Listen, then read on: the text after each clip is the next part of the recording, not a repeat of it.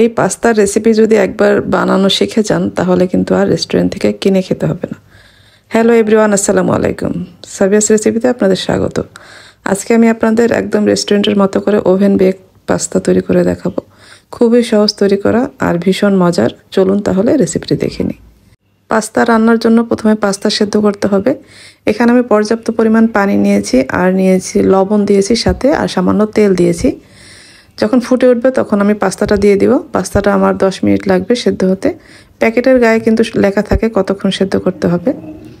পাস্তাটা আমার সেদ্ধ হয়ে গেছে। আমি এখন এটা নামিয়ে নর্মাল পানি দিয়ে ধুয়ে নিব। এদিকে আমি এখন পাস্তার জন্য সস তৈরি করব।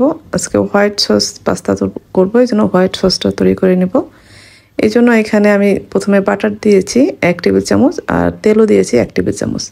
সাথে আমি 1 টেবিল চামচ রসুন কুচি দিয়েছি। রসুন কুচিটা একটু ভেজে নিব, হালকা ভেজে নিয়ে তারপর এখানে ময়দা দিয়েছি আমি 2 টেবিল চামচ।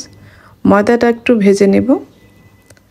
ময়দাটা যখন ভেজে নেওয়া হয়ে যাবে তখন আমি এখানে লিকুইড দুধ দিয়েছি। এখানে আমি 1/2 লিটারের মতো দুধ দিয়েছি। দুধটা দিয়ে অনবরত নেড়ে যেতে হবে, নাহলে কিন্তু দলা পাকিয়ে যাবে। তারপর এখানে আমি আদা রসুনের গুঁড়া দিয়েছি 1/2 চা চামচ করে। এখন এটা ভালোভাবে মিশিয়ে নিব। পরে আমি স্বাদ মতো সামান্য লবণ দিয়ে দিয়েছি। এখন এটা নেড়েচেড়ে নামিয়ে নেব। আমাদের সসটা রেডি হয়ে গেছে। এখন একটি কড়াই নিয়েছি আমি। এখানে আমি 2 টেবিল চামচ দিয়েছি বাটার। সাথে আমি 1 টেবিল চামচের মতো তেলও দিয়েছি। চাইলে কিন্তু আপনারা শুধু বাটার দিয়েও রান্না করতে পারবেন। এখানে আমি রসুনের কুচি দিয়েছি 1 টেবিল চামচ। রসুনের কুচিটা হালকা একটু ভেজে নিয়ে তারপর এখানে 1 কাপের মতো চিকেন দিয়েছি। চিকেনটা আমি ছোট ছোট করে কেটে নিয়েছি। কেটে ধুয়ে তারপরে দিয়ে দিলাম। তারপর এখানে আদা রসুনের গুঁড়া দিয়েছি আমি 1 চা চামচ করে। এখন চিকেনের সাথে আদা রসুনটা একটু সুন্দরভাবে ভেজে নিব।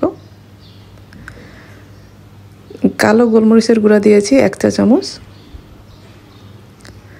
এখন সব মশলার সাথে চিকেনটা একটু রান্না করে নিব।